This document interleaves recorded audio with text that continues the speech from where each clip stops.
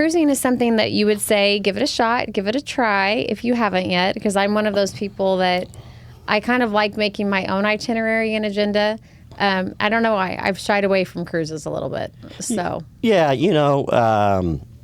there was kind of a time when I was hesitant to it myself. I've got 3 daughters, and we travel with them since they were babies. But I can tell you the amount of engagement that the kids have on the cruises, whether it's watching the movie Under the Stars, the kids programs they're doing throughout the day, they're meeting other kids their big age. On memory making, yeah, aren't they? They're really having a good time, and it doesn't hurt for mom and dad to get an hour or two to maybe slip away and have a coffee or a cocktail while they're doing something with kids they just met.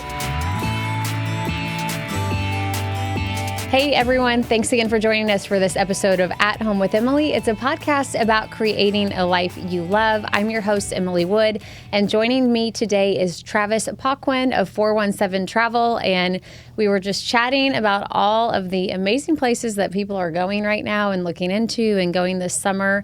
And so if you have not planned that family trip yet that you want to take, or a weekend somewhere, you are in the right place, because we are going to be talking about everything you need to know, the travel hacks that you may not know about, and just some destinations too that you may not have even dreamed of. So, Travis, thank you so much for joining us today. Excited to be here. I'm just glad that you made time, because you guys are really busy right now, and everybody is booking all the things. And so, I just feel like it's opened up again, travel. We went through a couple years where people were kind of hesitating to stay at hotels and hesitating to do the cruises and things like that. And then it's just like the floodgates opened. Yeah, totally. Is that how it feels for you guys? Yeah, the last 2 years have been busiest we've had, which is great news post-COVID.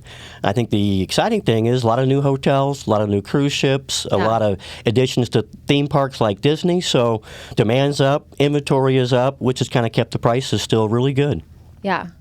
Well, and 2, I think hotels there for a while were kind of hurting. And now it's just like booked all the time. I mean, trying to find something. Absolutely. The last 2 years it's been tough to find what we want, those last minute deals, and those are always based on availability, and those really weren't there. We're seeing a little window now in the hotel space of some good availability and some last minute deals, but the key in the top hotels or top cruise ships or key destinations is to book early, because the more than likely they're going to sell out.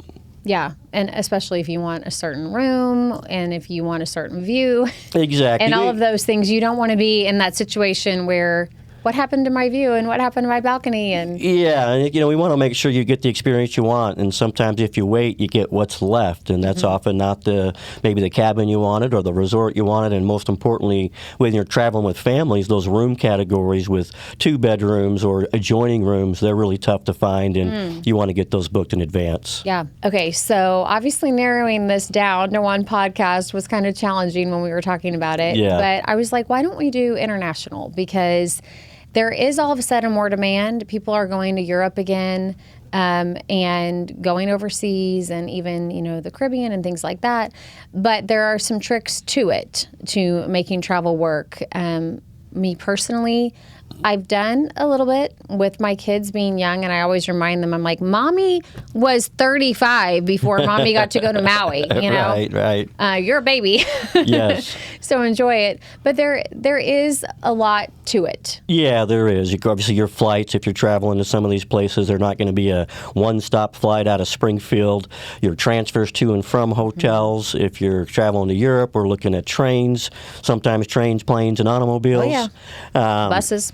Yeah, and make sure you got the right it. documentation. Passports will be required to travel internationally.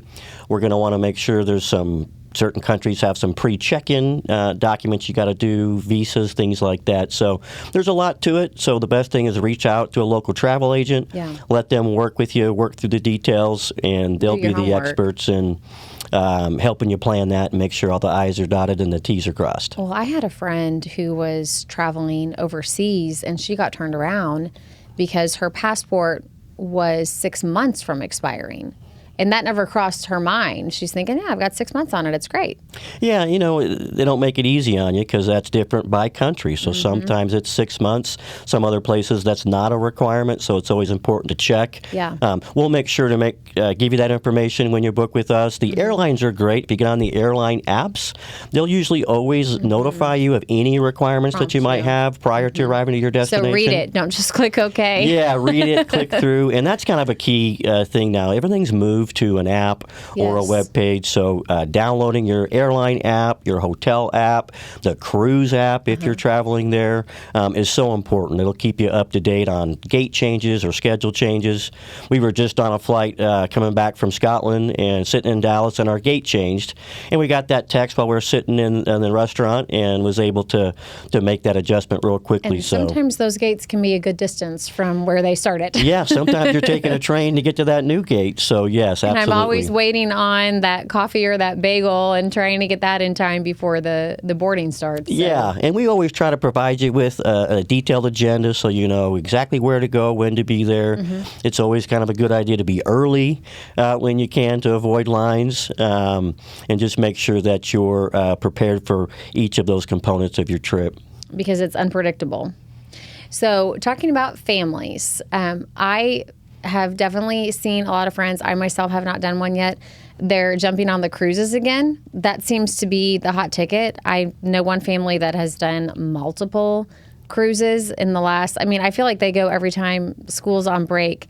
Those are kind of a no-brainer for families, aren't they? Because everything's there for you in one place. They are. Our cruise business is just really, really improved and increased over the last 2 years. We got some great new ships. The mega ships are out. The cruise ships have great kids clubs, kids programs, water slide, go-kart tracks, zip lines. So they'll do a great job. They're pretty much all-inclusive with food and drinks if you buy the right packages. So you know what you're going to be spending, and you're not getting there and thinking, oh my, this is a lot more than what we budgeted on. Yes, and these ships are bigger than you think. So you do have a lot of space, a lot of areas for the kids to play and do things, and even spaces for mom and dad to get away. And what's one of the main cruises that you recommend? Right now, if it's families, Royal Caribbean is hard to beat with, their ships are a destination within themselves. So it's really hard to beat a good Royal Caribbean cruise if you've got those, kids 3 to 12 years old. It's a perfect cruise for you. And also they stop multiple places, so you can cross several different islands off your list. Yeah, catch a few destinations. That's a nice thing about cruising. You can see 3 or 4, 5, 6 countries at the same time, and you can check a lot of places off, kind of that list of places you wanted to see. So cruising is something that you would say, give it a shot, give it a try if you haven't yet, because I'm one of those people that I kind of like making my own itinerary and agenda. I don't know why. I've shied away from cruises a little bit. So yeah, there was kind of a time when I was hesitant to it myself. I've got 3 daughters, and we travel with them since they were babies. But I can tell you the amount of engagement that the kids have on the cruises, whether it's watching the movie Under the Stars, the kids programs they're doing throughout the day, they're meeting other kids their big age. On memory making, yeah, they're really having a good time, and it doesn't hurt for mom and dad to get an hour or two to maybe slip away and have a coffee or a cocktail while they're doing something with kids they just met. And they love the kids club. That's they the love thing. it. It's not a babysitting service. They go over the top with things for the kids. It's like I said. They've got activities that my kids would often say, I don't want to do that tomorrow, and then they would look at the agenda and say, oh gosh, I'll see you, mom and dad. I definitely want to go to the my scuba class or face painting or whatever they might be doing. Yeah. And so another bucket list destination, since you're getting to do the international ones here, I think for a lot of people is Hawaii. Now, granted, it's a state, so I guess you wouldn't need the passport and all of that. Yeah, Hawaii is at the top of everybody's list. Everybody wants to go to Hawaii. Absolutely. And if you've got kids, it's a great destination. It's fun and sun. There's not a passport required. If you're traveling with younger kids, just a single island Hawaii trip like to Maui is absolutely perfect. Get you a rental car so you can kind of run around and explore the island on your own. Drive to the volcanoes. Yeah, all the sites. Hawaii National Parks now that you got to get a pass to drive to, and there's a few things there that we'll make sure you're aware of. But a wonderful destination, and like you were talking about the kids being spoiled, you might as well get them there early. Yeah, well, mine were, I'm trying to think, my youngest was about 14 months when we went to Maui, and so my oldest would have been 4. And so it was also my first time on a Hawaiian island, and so I'm trying to tell them, Mommy had to be a grown-up before she got to go here. But it really was a family-friendly thing. The only thing I will warn parents about is the time change. Yes. It's only a few hours. It's not like Europe, but in a way, Europe is almost easier because you can sleep on the plane during the night, and it's a new day when you get there. With Hawaii, you're going the other way on the clock, and so they're definitely going to be up by 4 o'clock in the morning. Yeah, so you'll make the most of those sunrises. Absolutely. We always say try to get to your normal sleeping time, whether you've got to stay up really late that day you arrive to kind of make that adjustment. Yeah. But absolutely. And it's a little bit worse going to someplace like Europe because you got a longer flight time with kids on the plane. So that's true. But don't let that intimidate you, I would say. They can do it. Like, kids can do flights. I would just always pack a little bag of new things, new toys and things like that they haven't seen before, creative toys. Yeah, we just flew all the way back from Scotland with 2 kids behind us, and we wouldn't have known they were there. They do were activities the whole arts time. and crafts, and of course on their gaming machines there and the iPads. So a lot of tools now to keep kids busy on the flight. I always had the iPad as a backup. Yes. I'm like, if the activities fail, because they can't be on an iPad for 8 hours. No, I wish when my kids were younger there was an iPad because that would have been handy. But the snacks too. Like, absolutely. I just keep them pumped with snacks, and it's okay. You'll see little kids walking up and down the aisle on the airplane, looking around. Just the experience of the airplane is super exciting for them. Yeah, they like the airport. They like all the things we normally don't like, right? Waiting on the plane, and yeah, it's exciting. So room service in the hotel, that gets them all excited. But I think Maui is huge. I love that you mentioned that. There's so much to see, from the volcanoes and the waterfalls and the hiking. We put the 1-year-old on our back, and he would take his morning nap on the hike. Yeah. So it was great. Post Lahaina fires, Maui really needs the business. Yes, so, and it's still as beautiful as ever. Still beautiful. Okay, so our third one on the list is, we kind of alluded to it, is Europe. Okay. And I think what you were mentioning, Travis, is really important to don't be too ambitious. Right. With a European vacation with a family. So as far as I've taken mine, my oldest would have been in first grade and my youngest was 4, so 7 and 4. We did London for Christmas. Wow, you're brave. And I took them by myself because Ryan was over there for work. So we met my husband over there for work. So thank you. And I never got a medal for it. But on the way there, it actually isn't bad because if you can book one of those flights out of Atlanta or Newark or whatever at 10 o'clock at night, the kids will go to sleep on the plane. Absolutely. And then when they wake up, there's croissants being served. There you go. And so then it's a new day, and here we are. And so it was a little harder coming back, but when you're coming back, you're going home. That's right. So yep. When we're talking Europe, where are you sending people right now? London, Paris. London, you don't have the language barrier, so you're already ahead there. Yeah, London and Paris are definitely, and Ireland are the top. So beautiful. Yeah, and this comes from the DNA testing and people, Oh, interesting. They want to see where they're from. Yeah, we had the DNA test boom. One of the it was post-COVID, plus these people were taking, and we couldn't believe how often they come in and say, I just found out I'm Irish, I need to go. And they Yes. generally want to track their family heritage, which is very neat. Okay. And over there, they can do that. You can go to the Hall of Records, and get a deep dive into. That's amazing. I found out, I thought I was going to learn about my heritage in English, and I found out that I'm Italian, literally. So that was kind of an odd. Interesting. Yeah. So you've done Italy now too. And my daughter is coming in. She's done Italy. She's talking about the kids traveling. She's going to Chile for her honeymoon here, and her passport's got more stamps than mine. But in Europe, you can provide a lot of options, and it maybe more doable than people think. Yeah, one of these things in Europe, depending on what your needs are, is right. We can get you a good hotel, city center, so you can walk out and see most of the sites. We got a family right now I just talked to this morning. It's in Westminster, staring at Westminster Abbey. Was there for Easter. Wow. Is there with the Pope passing? So there's a little bit of high energy in the area.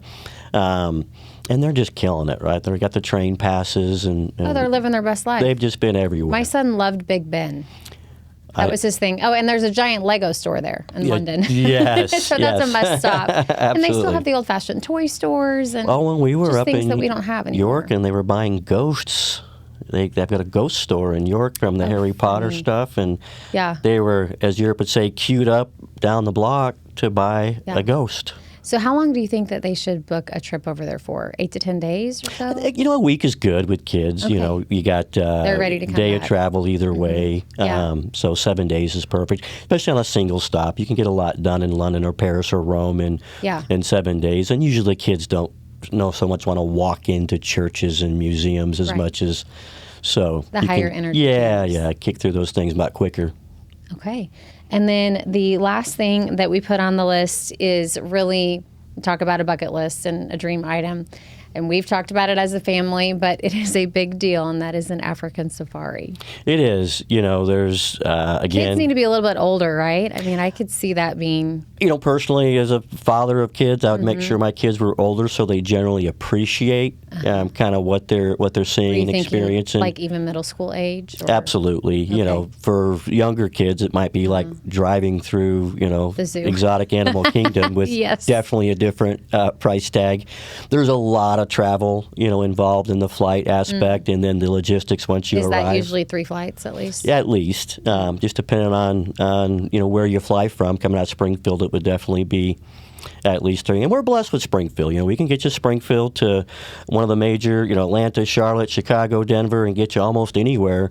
It's actually easier to fly to some of those places than it is to get to some of our Caribbean islands because of the Springfield connections. As we talked earlier, I wouldn't recommend a kind of a bones version of a safari. You want to make sure you've got the right accommodations, the right tour operators to take good care of you while you're there. Right security. Make sure you got the right paperwork done. Make sure you don't require any vaccinations, things like that, so you don't have any surprises when you book a trip like that. Okay. So as we're heading into the summer, is now kind of a good time? Springtime, still you can get things booked? Yeah, great time. As you mentioned, cruises are a little bit tough depending on your sailing, but we do have some availability. Mexico and the Caribbean are all-inclusive products. We still have a few spaces available on some Alaska cruises. We have 2026 out. We're launching 2027 probably in the next few weeks, so book early. If you haven't done the summer trip, all you dads out there who were supposed to book the summer vacation and forgot, now's the time. Happen? Happens more than you'd ever think. So you get some panicked phone calls? Panicked phone calls from fathers who were supposed to book, or fiancés who were planning on booking that honeymoon let that go by the wayside. So you're able to save people sometimes. It's usually the most fun when we can see what we can come up with turn here. That anxiety into excitement. Yeah. Well, in my household, I am the one who plans, but I have a brother-in-law. He plans every detail. So it seems like it either goes one way or the other for most households. It's either mom or dad. Yeah, we generally have the moms do. They're usually the better planners. So we usually have the dealing with moms, and usually when we're dealing with dads, it's a little bit easier because they usually don't know what they're doing. So you can just take care of everything. We'll take care of it all for you, Dad. Well, thank you for that insight, Travis. Is there anything else that you want people to remember when they're making their plans, or anything they need to remember about the airports or anything like that? Most importantly, be prepared. Do your diligent homework. Use a local travel agent, even if it isn't ours. They'll make things a little easier for you. Be patient. And I think the key thing is find something and book it, right? It's very rare that you'll regret money you spent on a vacation creating good family memories. And again, if it's just you and the missus, we do a lot of adults only, honeymoons, anniversaries, and trips like that to really rekindle the fire there. And I think it's important, too, to have things to look forward to. Absolutely. Put it on the calendar. Even if it's 6-9 months from now, you've got that trip to look forward to. Exactly. Thank you so much. Thank you. And thank you guys so much for joining us for this episode of At Home with Emily. If you are watching us on YouTube, be sure to like and subscribe so you're notified when our next episode drops. It's every Wednesday. You can also follow Around the Ozarks on social media and head to aroundtheozarks.com where you can sign up for our daily newsletter so you don't miss a thing. We'll see you next time.